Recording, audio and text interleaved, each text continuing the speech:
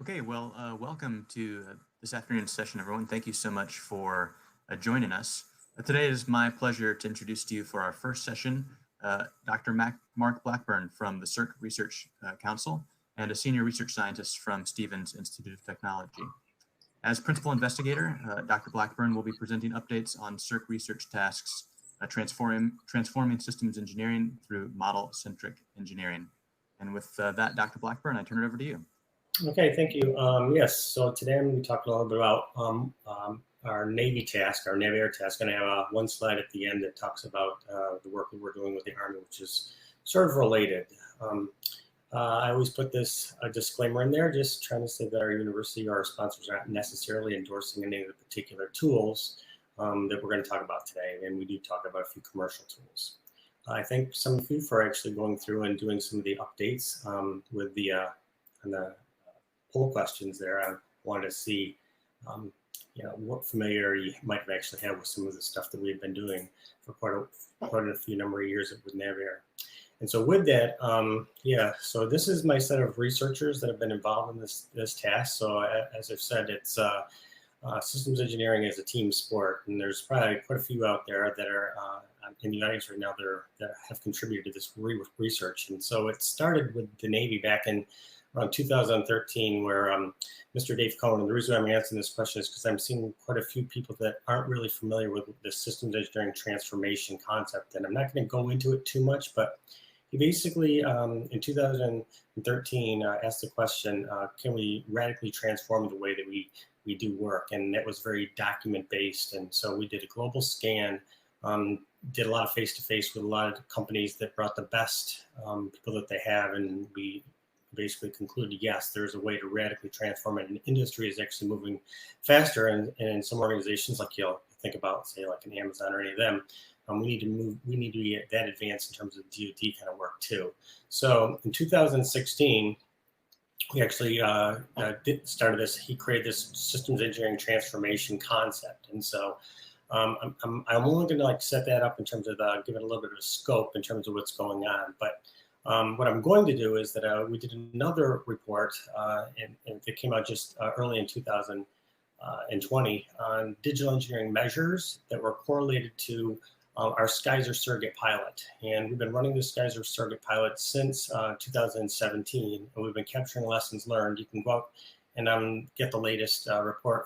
It's a WRT-1008 on the CERC site. It actually is it's accumulation of all of those others. So that's one of the things we use here, and I'm going to go through a few lessons learned and how they relate to some of these digital engineering measures.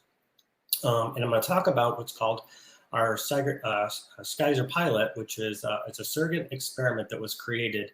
And what we did is we decided to model everything to demonstrate the art of the possible. So, and the advances that we've made are things such as modeling methods that I'll talk about that actually produce artifacts that allow us to actually have digital sign-offs. We have a number of different kinds of stakeholder analysis models that we're also developing, such as cost models and airworthiness for getting flight clearance. And we have a full stack of models that I'll talk about at the end in terms of our Army research. And we also have had some tech talks or Navy tech talks where we actually just show a little bit about the technology for our cyber ontology pilot. And so the other question is that, so how well are we doing? Well, it turns out that a lot of our Skyzer models and pieces of information that we have are being transformed into workforce development. So as I'm glad I can also see that from the poll there, some people are actually aware of the digital engineering goals, and I'm going to actually bring that up, use that as my example, one of my examples today too. All right, so our Skyzer pilot was started, I guess, in 2017, right after the it was the hurricane for Puerto Rico. And one of the questions that Mr. Dave Cohen had all along the way, which was, can we radically, change the way we do things and he talked about blowing up the traditional V. And one of his concerns was, can we do a lot of multi-physics kinds of things on the left side of the V? So as a result, our pilot was really looking at two capabilities from a system-to-system point of view: the ship with a launch recovery system, as well as the Skyzer mission, which is this UAV. In our first phase, we focused a lot on the multi-physics kind of aspects of what we were doing. to try to understand, what you can do in terms of modeling and simulation capabilities, again, on the left side of the V. For phase 2, we looked at some of the other concerns which are related to airworthiness, which is how you get a flight clearance. So we studied the deep dive in this particular area is on the landing gear system and its interaction with the ship. And for phase 3, we're going to go back and we're refactoring the initial models that we had based on the NavAir systems engineering method. It's called NavSem. And we are looking at the cost modeling for the deep dive that's related to some of the air vehicle characteristics. And so all those are coming out. And so I'll be glad to share with you. And there's a link at the bottom where you can go online and actually download a lot of the materials and see some of the videos where we've talked about that. So in 2000, again, I was asked by Tom McDermott to apply these digital engineering success measures that they had developed. I think Tom might actually be doing a talk later on today on these measures. And they came up with these 22 success measures. They grouped them into, say, like quality and velocity, user experience. And what I did is that we had 17 lessons learned, and I had actually been doing those lessons learned categories far ahead of the time when we had actually, thought about doing this. And so what I did is that I did a correlation. I looked at the top 6, which I'll talk about here in the next few slides anyways. But I just put together, like I said, a spreadsheet. I put a 1, 5, and a 9 related to how does the particular lessons learned relate to any of these measures.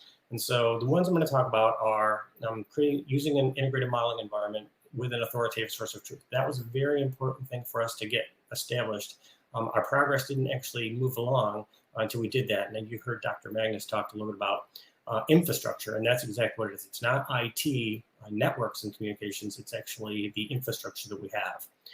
The other thing we did just to try it is we said, is it technically feasible to do everything in models? And we found that it was, including things like statement of work language, strangely enough. The next thing we did is that we actually worked on digital engineering methods, and that's important. I'm going to talk about that too, as opposed to just processes. When you do that, you actually have the artifacts for the methods, and you can actually attach a digital signature to it. So I'm going to talk a little bit about that.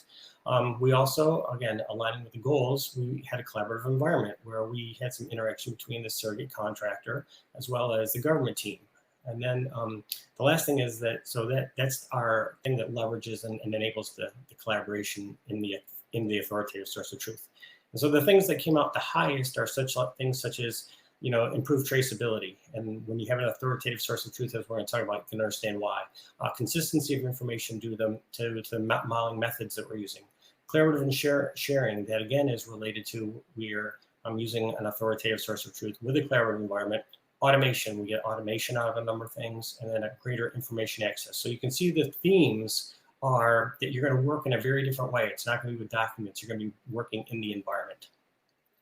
So we developed this digital engineering roadmap a while back, and what we had decided when we built this was to actually align it with the digital engineering goals. Looking up to the right is we advance things from, say, the current state here to integrate data integration with semantic integration, greater interoperability of data.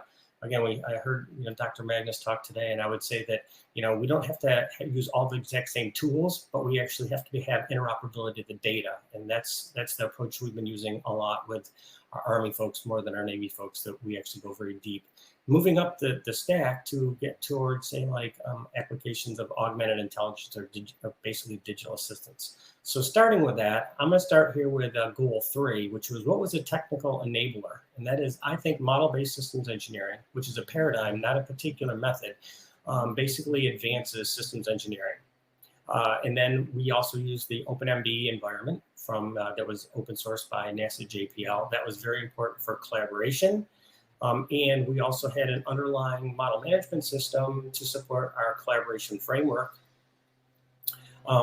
Models, and what we did is we would advance from processes to actually modeling methods. And again, I'm going to bring up another chart to explain the importance of going from a process to methods. And when you have modeling methods, then you actually have the artifacts that enables one to actually do a digital sign-off on the particular artifacts that have been produced. Again, going to our Army work, we've actually done quite a bit more using what's called semantic web technologies to actually share data through interoperability.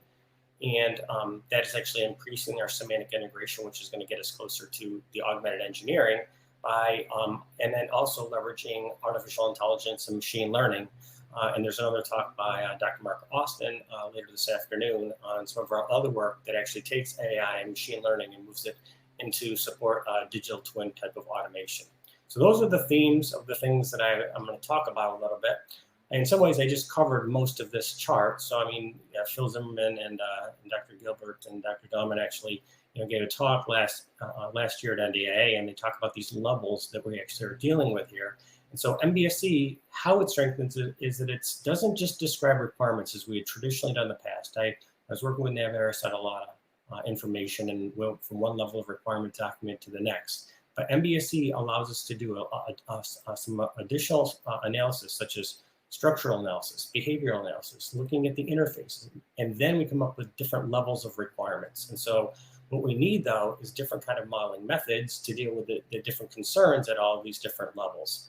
And so with that, those are the enabling technologies, along with the ability to automatically generate stakeholder relevant views. And I'll talk a little bit about each of those kind of technologies, including our authoritative source of truth instantiation, how we actually used it in our collaborative infrastructure. And when you have all these others, that is where you can support more semantically rich kind of decision making across domains and models. And all of our information, again, as I said, is actually leading into supporting workforce development.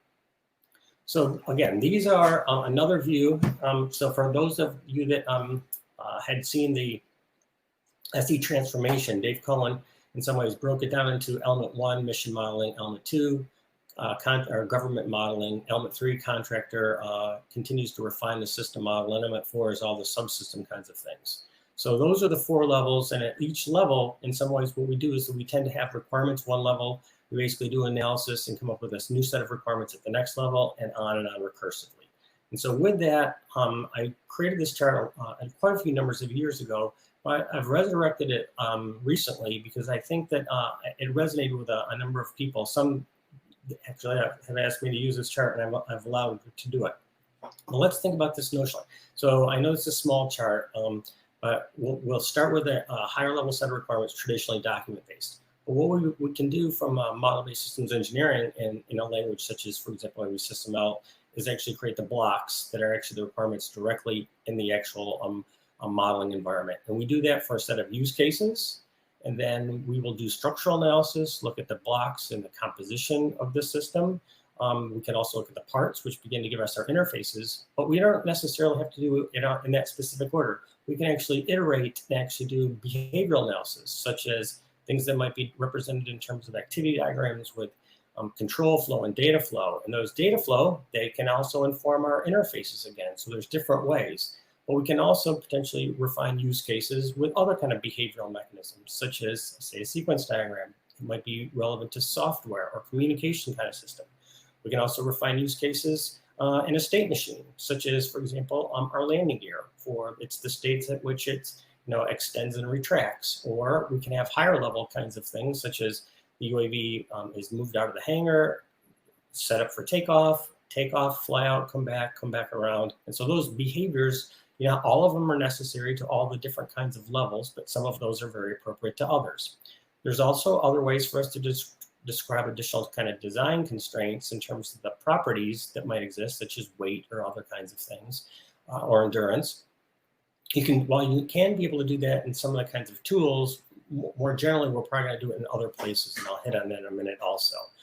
But now, when you have all of that behavioral analysis provided for you, you actually have a lot of the information that's going to be needed for your verification and testing. And so in some ways, it establishes that upfront that should help us in going forward in the end. Then, as I said, so while there are ways to actually do design constraints directly in the models, a lot of times what we would probably do is to do the analysis in richer environments, such as trying to understand like how far, how fast the airplane can fly. We might use something like a computational fluid dynamic that helps us understand the aerodynamic structure. And then that information informs us about the actual values that these properties take on. which will come up as the next level set of requirement constraints. We can also model the ilities. So for example, you could actually have fault trees or failure modes and effects analysis done directly in the model. I've done that in the course that I teach. But all that kind of behavioral information, structural analysis now can be provided to the contractor, as well as the next level set of requirements that'll actually have traceability. And this is where one of the ideas of, if you have all that information in the authoritative source of truth, you really have the traceability. And I have another example on that too in a minute. So this is what we've actually been calling the full stack of models. So we have our full stack of models. We have our mission model, which we developed with the Navigator Systems Engineering method, the system model, the RFP contractor model, and then there's a number of different subsystems, along with the other system, which is the launch recovery system. So one of the mechanisms that we used, which is an important thing, it's been used in software for a long time, like an import, importing a different model or a model include, is this project uses mechanism, where the system model includes the mission model. And that way the traceability for the mission level to the system level is done in the system model.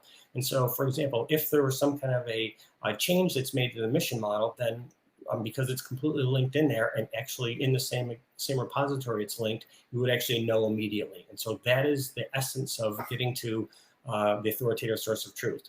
That is extended if we provide the actual models to the contractor as government furnished information, then they too, and this is what we've done in our Skyzer pilot, they will include the system model, which includes the mission model. And so therefore, again, if something actually changed, say, for example, that the launch recovery system had some kind of a change that actually could affect landing gear, that it would actually be changed, and it would actually potentially change a mission constraint that would be then traced all the way down to potential the RFP or contractor models to understand that something needs to be updated or changed. That is how we can actually affect and use the authoritative source of truth.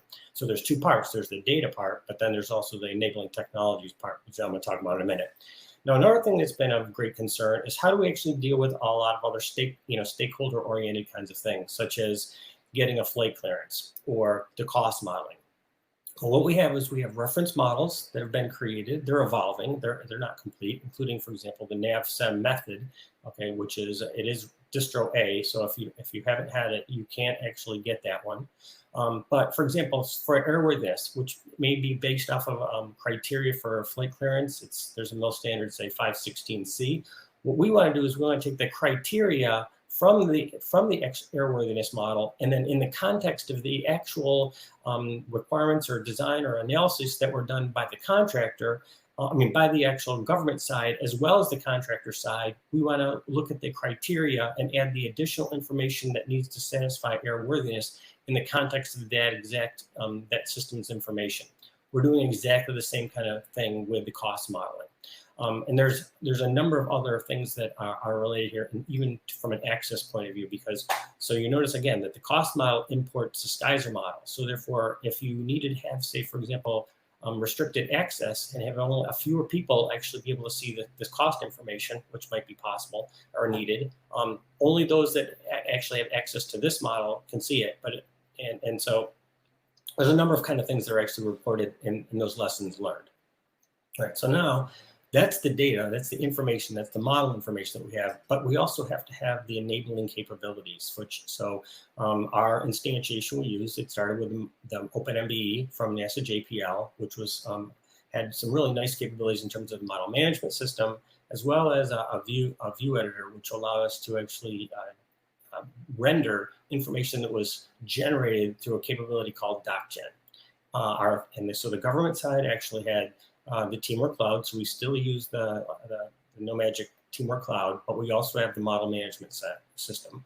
And some of the things that we were able to do is digital sign-offs in the view editor. That capability is actually supported now, we know, in the Cameo Collaborator version 19, if you're interested. But with that, any client can actually attach to this. And so we actually have a number of nodes, and these are not hierarchies, and I'll explain in a minute. So we actually had our surrogate contractor have a very similar instantiation. Now, how would this actually work from an authoritative source of truth? So let's assume that we have an endurance on the actual air vehicle of 50 hours with a threshold of 2 hours. That's the objective, with a threshold of 2 hours. So the contractor does some analysis, and they figure out that under weight environmental conditions, that the objective of 2 hours is not possible. It might be 3.8 hours. So they have the ability to go back and log in and change that specific exact value of that threshold value from, say, 2 to, put a comment on there and actually hyperlink it to their capability where they had done the analysis. Now that would allow the subject matter expert from, say, the government to hyperlink into the environment, again, assuming that they have access. There's some videos that were done to show how that would work, and they see all the analysis that justifies that. So that means that the subject matter expert can come back here, create a branch, make a change from 2 hours to, say, 4 hours, get a digital sign off, and then we merge that information back into the trunk. So therefore, all this model management kinds of methods are still and also very important in this. So there's the enabling technologies, there's the data, there's the way that we actually use model management for doing that. Now, one other thing I want to talk about is that this is not a hierarchy. This is actually a graph, and that's why we refer to this as an authoritative source of truth, because let's just make the scenario that suppose that the government side is the Joint Strike Fighter program, and that the service contractor is, say, Lockheed, it's actually building the F-35, and Rockwell is building the helmet.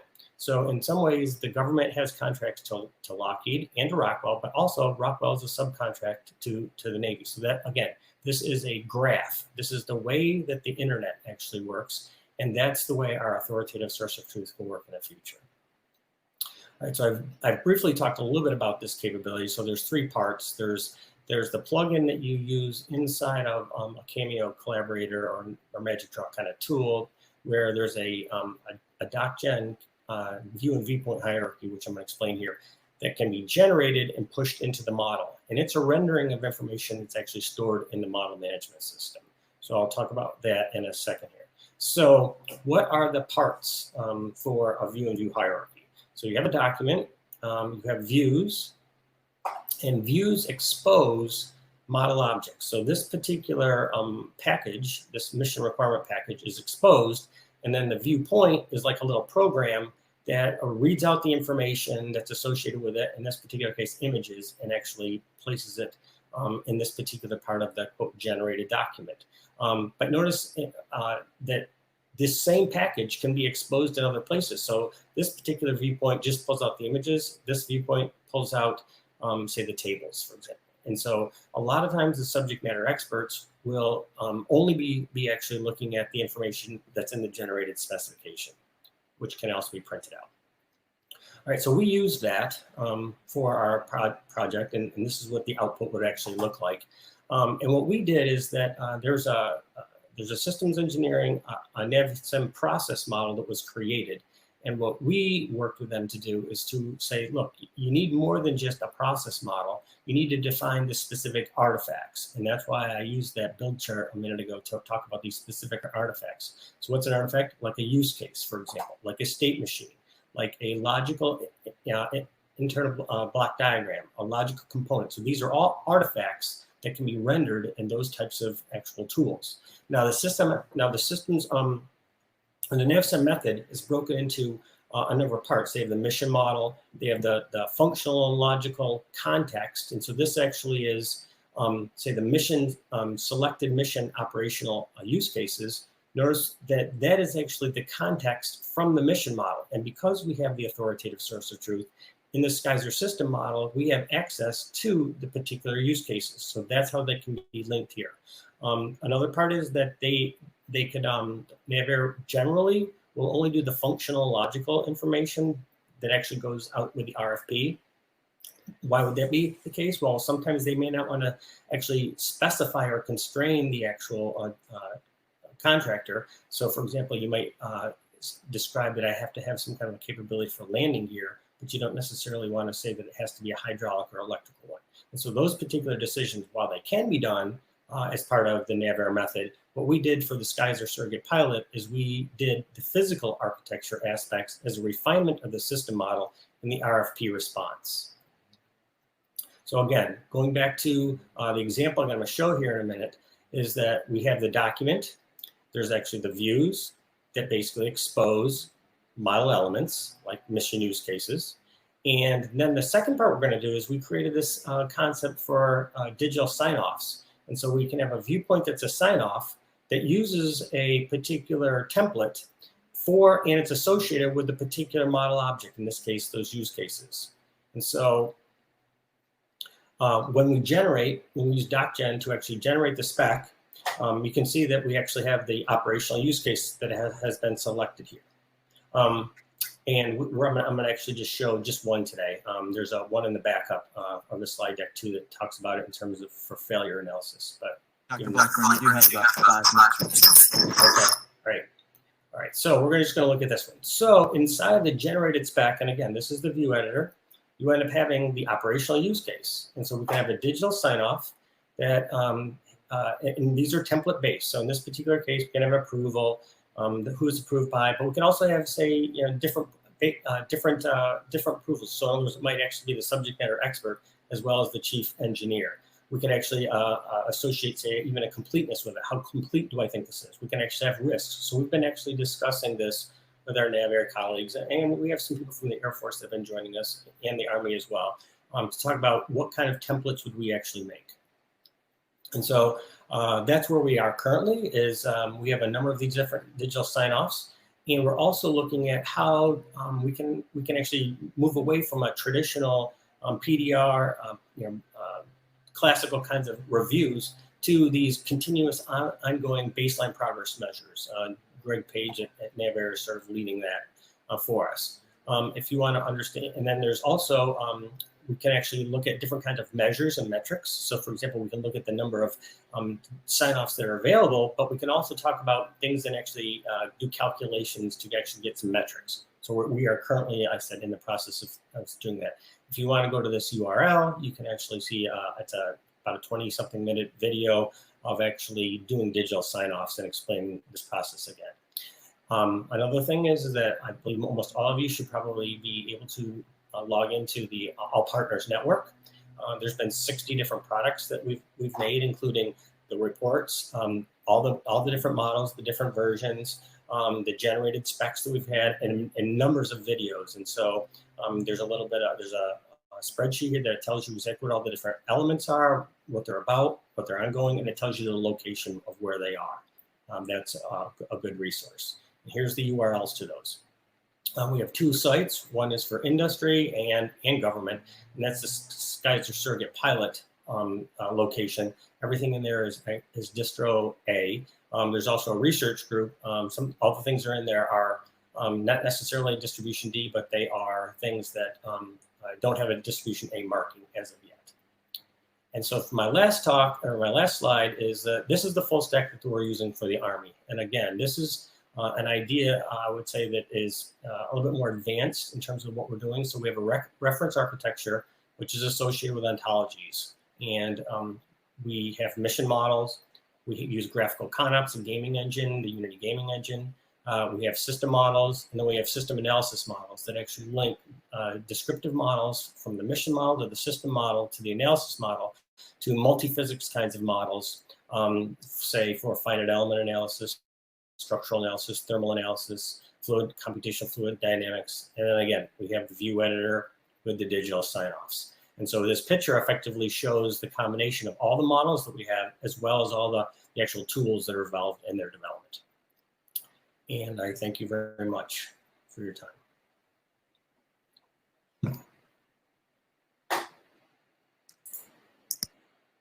Great. Well, thank you so much for that presentation. We do have time for questions. So the session ends at 12:10, so we have about 10 minutes. Okay. And I am getting a little bit of feedback. I don't know if other folks are hearing that as well. Yeah, also hearing a little bit of the feedback. I don't hear it now. So I've got one question. I'll kick us off, I guess. Sure. It does seem like that, obviously there's a bit of a learning curve associated with adopting some of these tools, as well as some expense with some of them. Do you see any hurdles to adopting kind of this vision, especially for small contractors in the defense domain, for example, that have correspondingly small budgets and workforces, and you may have just a couple engineers? clearly, that's why I asked the question about, do you understand about model-based systems engineering? And so I think that it's something that people need to be knowledgeable about anyways going forward, because now that I sort of just explained to you the whole idea of what's going to be provided. So the government in some ways is going to provide those models as part of the generated spec, plus they will also have to, they'll be provided as government furnished information.